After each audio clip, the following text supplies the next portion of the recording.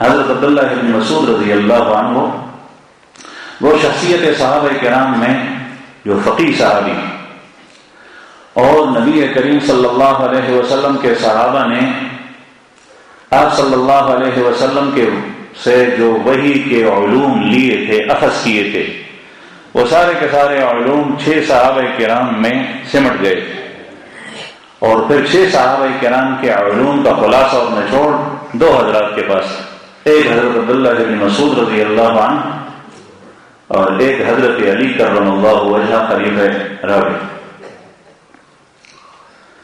یہ دونوں حضرات کوفہ میں تھے، اور یہیں امام ابو حنیفہ رحمہ اللہ کا تولد ہوا۔ حضرت عبداللہ بن مسعود رضی اللہ عنہ کو اللہ جل شانہ نے صحابہ کرام میں ایک مقام سے نوازا۔ امیر المومنین حضرت عمر رضی اللہ عنہ جیسی شخصیت، خلیفہ ثانی،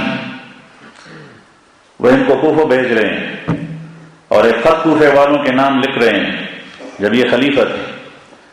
اس خط کے اندر لکھا: اثرتکم علی نفسی بابن ام عبد، میں اپنے آپ پر تم لوگوں کو ایک کوفے والوں ترجیح دے رہا ہوں کہ ان جیسی شخصیت، عبداللہ بن مسعود جیسی شخصیت کو تمہارے پاس بھیج رہا ہوں۔ مجھے اس کی ضرورت ہے لیکن میں اس کو آپ لوگوں کے پاس بھیج رہا ہوں۔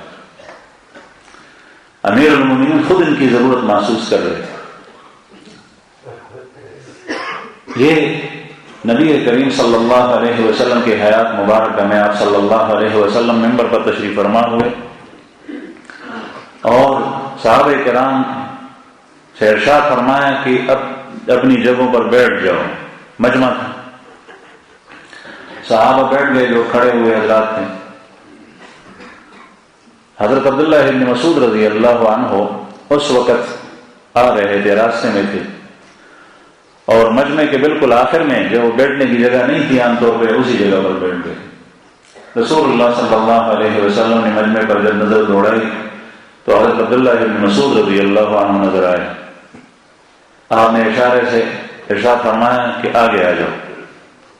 آگے آئے اور اپنے پاس بٹھایا اور یہ پوچھا کہ تم وہاں کیوں بیٹھے تھے؟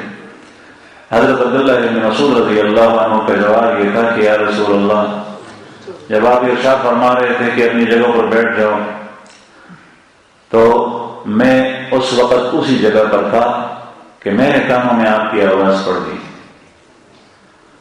اس آواز کے بعد مسعود کے بیٹے کی اتنی ضرورت نہیں تھی کہ وہ ایک قدم آگے بڑھائے، اس لیے میں اسی جگہ پر بیٹھ گیا۔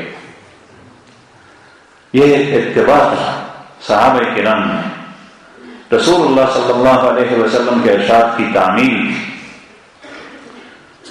ان کا ایمان نبی کریم صلی اللہ علیہ وسلم کی صحبت میں آ کر اتنا مضبوط ہو گیا تھا، اتنا مضبوط کہ آپ صلی اللہ علیہ وسلم اس ایمان اور اخلاص کی طرف اشارہ فرماتے ہوئے فرما رہے ہیں کہ میرے صحابہ میں سے اگر کوئی ایک مد اللہ کے راستے میں صدقہ کرے تو بعد میں آنے والے لوگوں کا صدقہ اگر احد پہاڑ کے برابر ہو جائے تو اس ایک مد کے اجر و ثواب تک ان کا اجر نہیں پہنچ سکتا۔ یہ اس ایمان اور اخلاص کی برکت تھی۔